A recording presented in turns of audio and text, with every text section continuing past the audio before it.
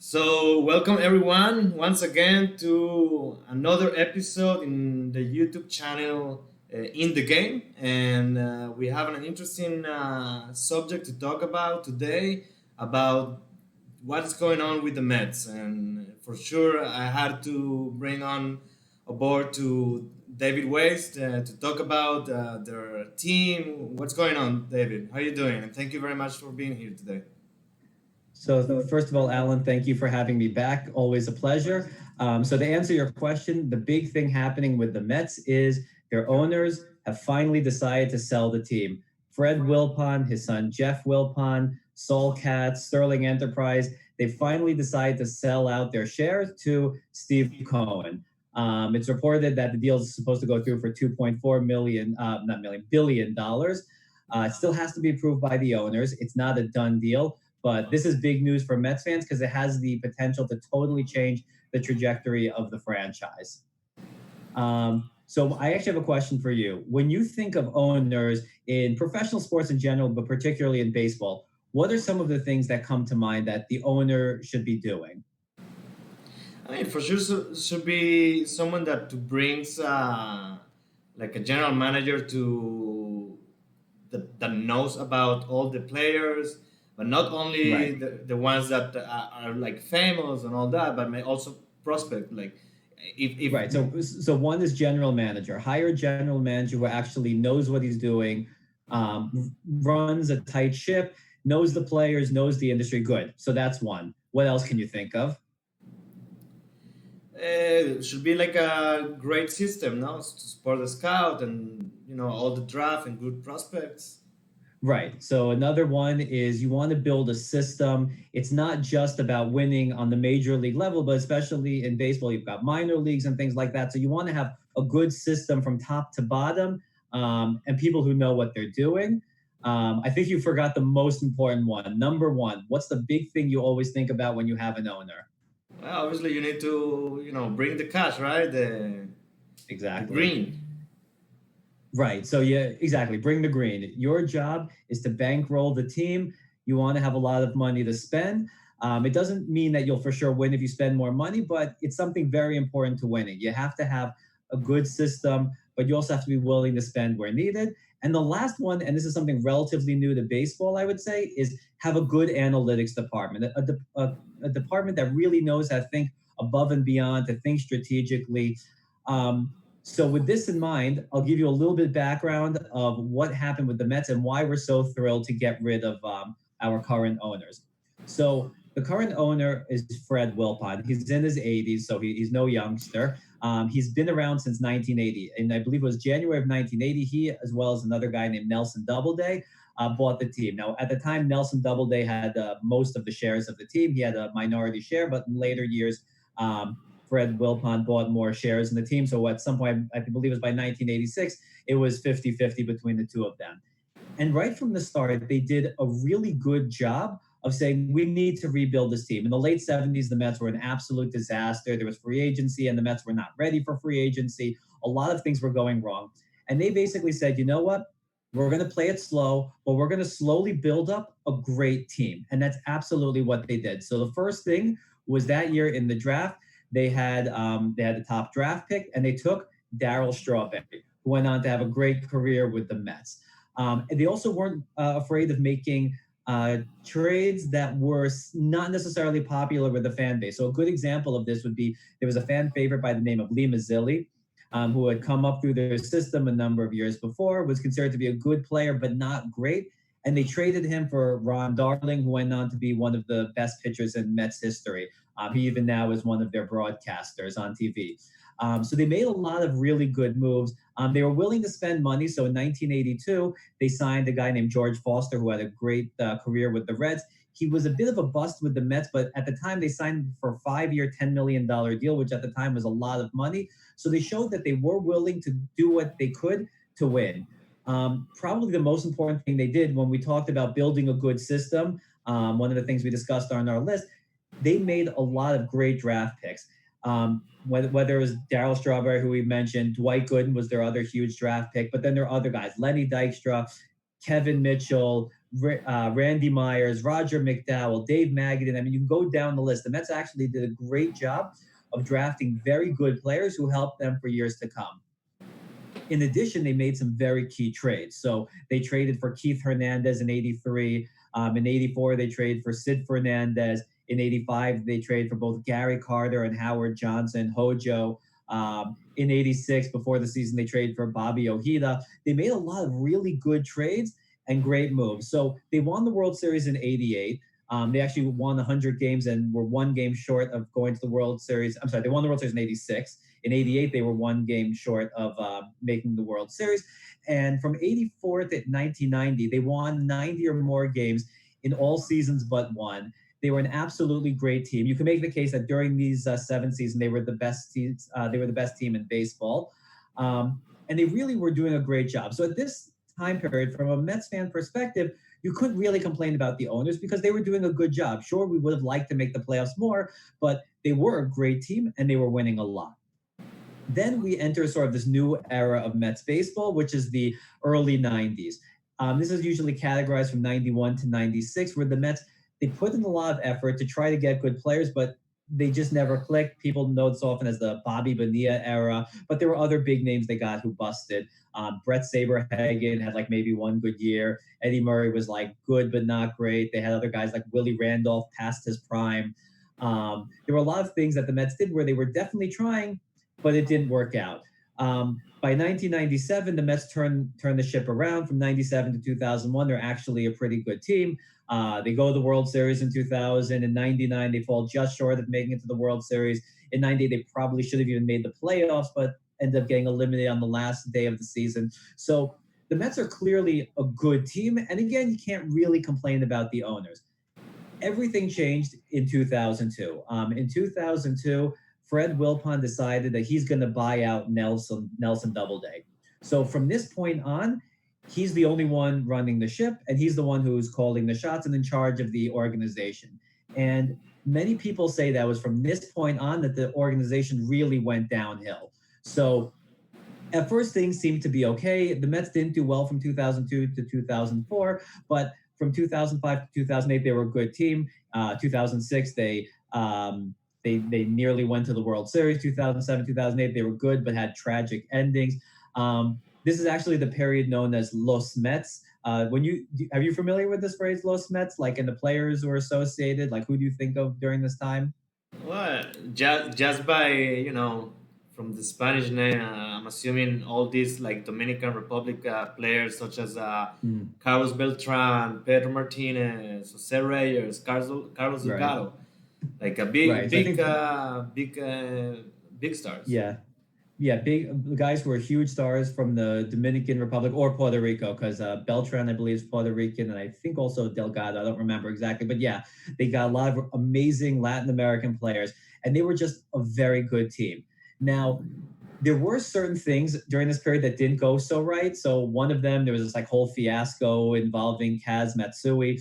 Kaz Matsui was a guy we were told he's this hybrid between Cal Ripken and Ichiro Suzuki. He's the Iron Man of Japan who plays in every game at shortstop, but he has the speed of Ichiro Suzuki and he'll be amazing. And he was neither. He was a total bust. I remember the weirdest thing of this guy was that he couldn't seem to make the throw from shortstop to first base. It was like every throw he made seemed to bounce. I mean, the Mets were so high on this guy that they even moved Jose Reyes out from the shortstop position in order to make room for Kaz Matsui. It was bad. It wasn't like everything was a disaster, but things were definitely, mainly good. You had some bad things during this period.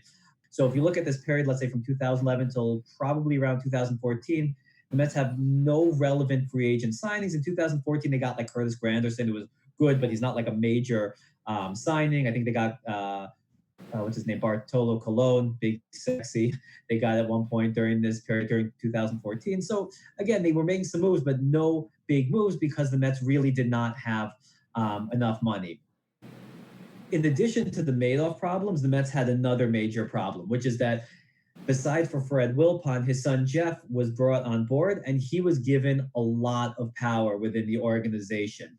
Um, and the problem they say with Jeff is several things. Number one, there are those who say he's just not a very bright guy. Okay.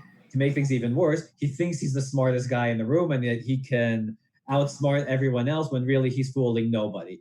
There have been articles written on him. They say he's probably one of the most dangerous owners to have because he also played some baseball, I think, in college, wasn't particularly good, but thinks he knows a lot about the game when in fact he doesn't.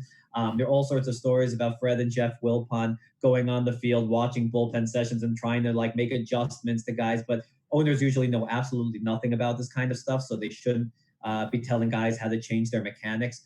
So there's a lot of stories that went on behind the scenes, but the biggest problem was that the Mets were just losing. They had their brief window from 2005 to 2008 where they were a good team, but they always seemed to fall short, and it made Mets fans very bitter. And then from 2009 to 2014, the team was just a disaster, and they were losing money. So we really had a lot of problems with the owners. So In David, recent, yeah, so let me ask you something. Just instead of going a bit more to the past, I just want to know like what is coming up on the future for Mets fans, right? You said right now they're selling the team to a different owner. Like the Mets doesn't have any bad team. Like from my understanding, for what I know, because I also follow sometimes the Mets, like they do have like a pretty decent team. Like they have one of the best rookie players sure, last year, which is Pete Alonso, and right. the pitching is not as bad as could be from other teams. Right. So So what the is Mets seem to missing have there? this problem. Yeah, so the Mets seem to have this problem. It's what I like to call the loser's dilemma. They're never a great team, with a few exceptions, but they're never the worst team either. It's actually very rare that you look at the Mets and just say they're a total disaster, which means you think they're in the playoff chase, but they're not really in the playoff chase. Meaning, one good thing about being the worst team in baseball is that if you do this for a few years in a row, you end up getting great draft picks. And look at the Kansas City Royals.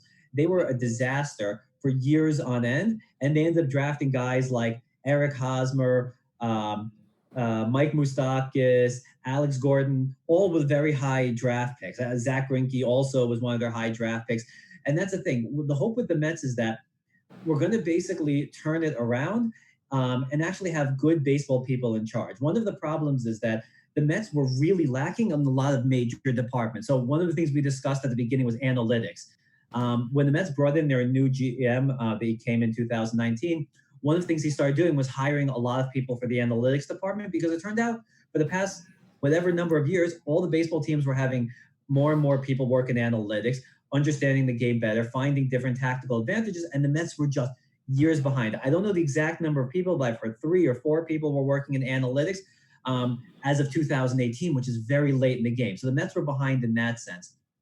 Another sense, the minor league system had absolutely no direction. So are you familiar with Dominic Smith? Dom Smith, the Mets like first baseman, left fielder. Yeah, Have of you heard of course. him? What? Yeah, yeah, of course. Yeah. So Dom Smith was the Mets' first round draft pick in 2013. He was considered to be a very highly regarded prospect even before he was drafted.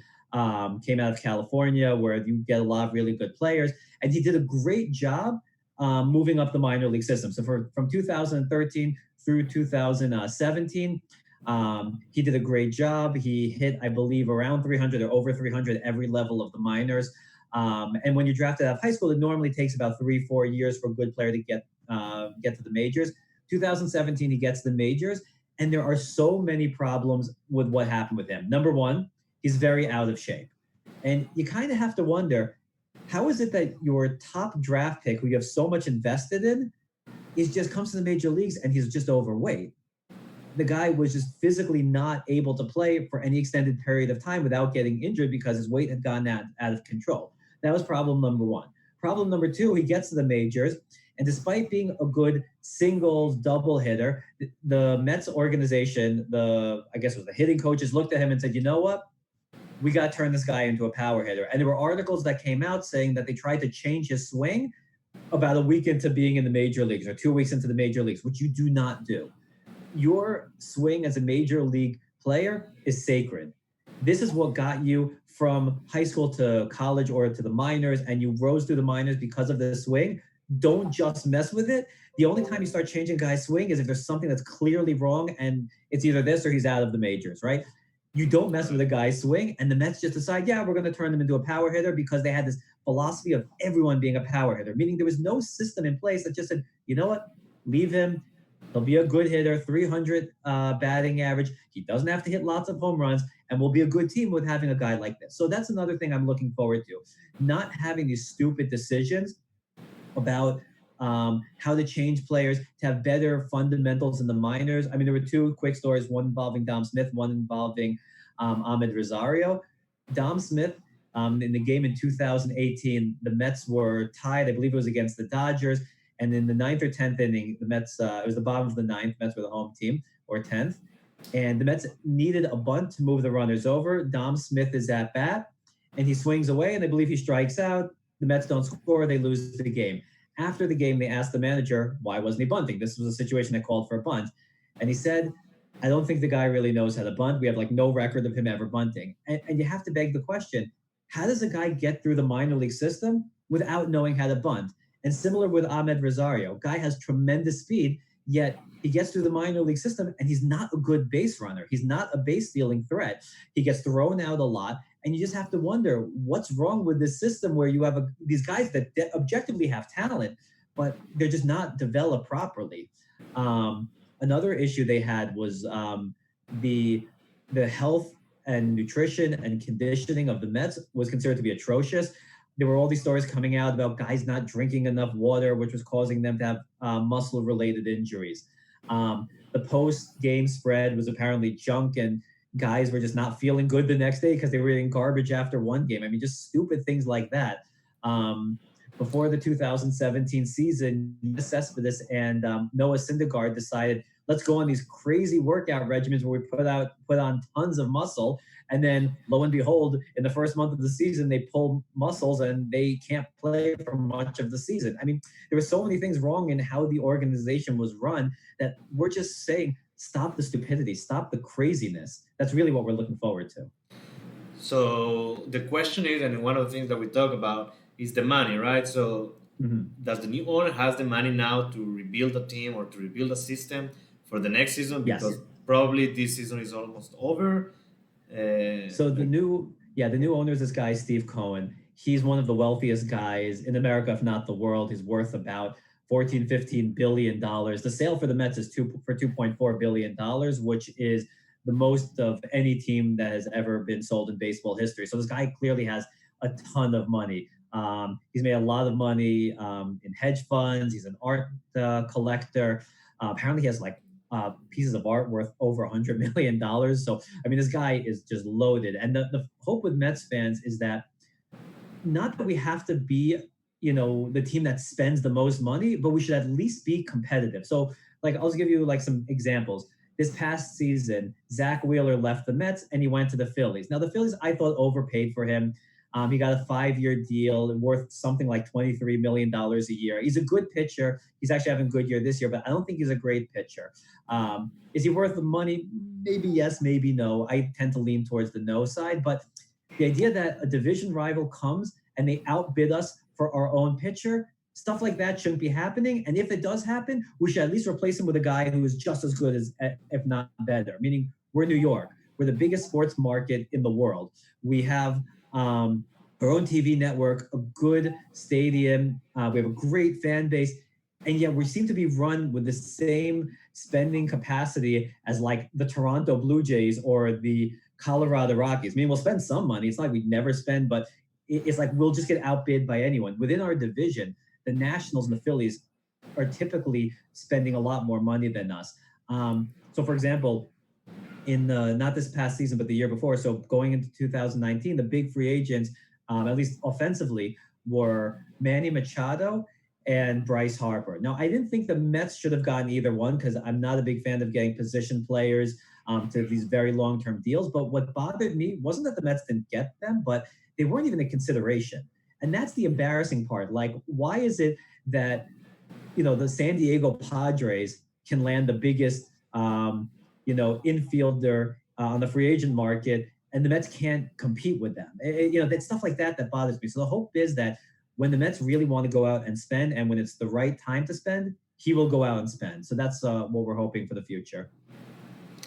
okay. just last question, so we can wrap it up. Do you have any, let's call it, dream that the Mets can become some sort of like a Yankees potential? So everyone wants to see them win the World Series, right? That's every team goes into the season saying we want to win the World Series. So yes, I'd like to see them win the World Series at least once in my lifetime. My problem is that I was born after 1986, so I never got to see them win the World Series. Um, but I think a realistic goal that the Mets should have and their fan base should have is most teams go through what I like to call a golden era of baseball.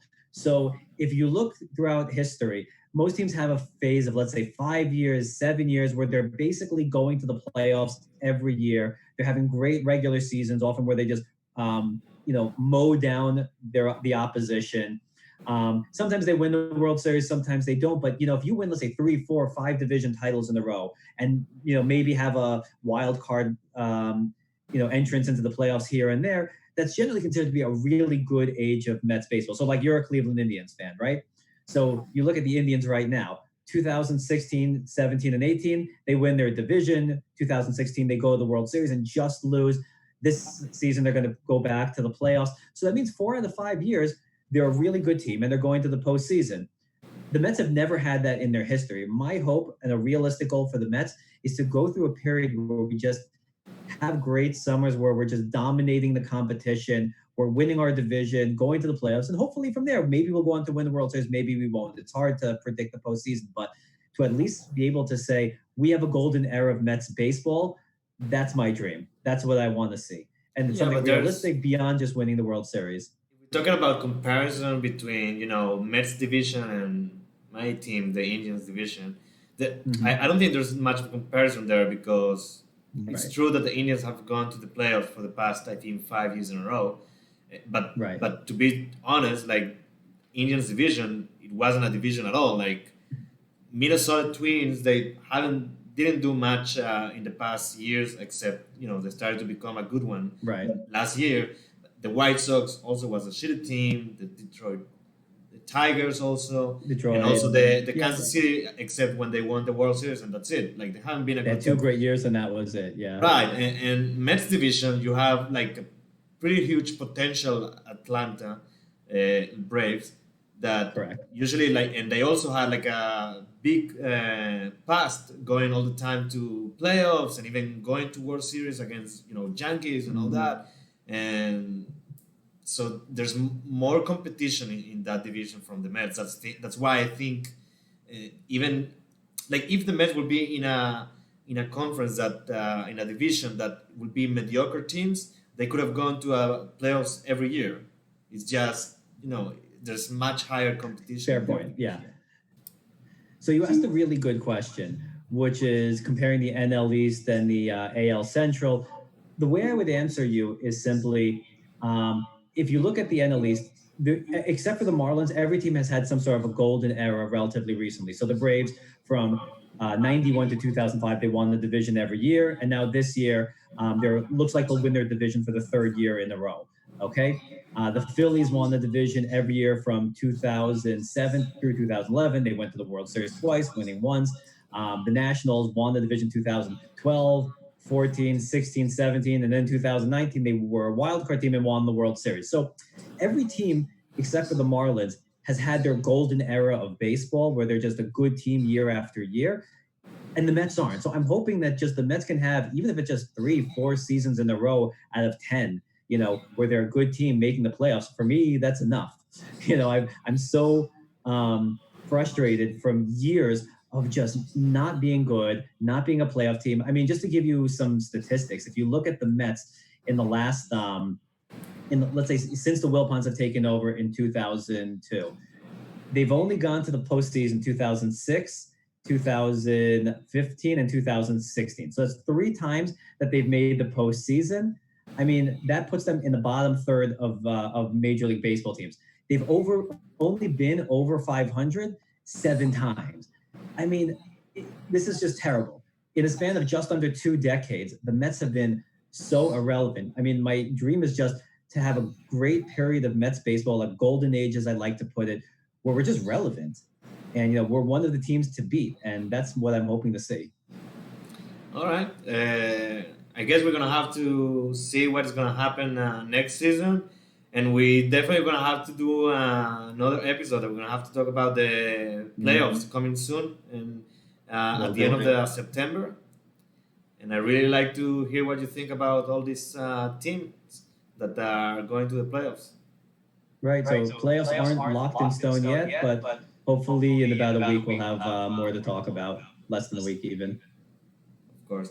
So David, thank you very much again to be here in the episode in the game, and looking forward to see you again.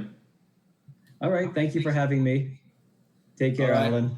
See ya. And guys, don't Bye. forget to like the video if you like what we did today. Don't forget to subscribe for new subscribers. More information, more episodes gonna come, and so we'll keep you posted. Thank you very much.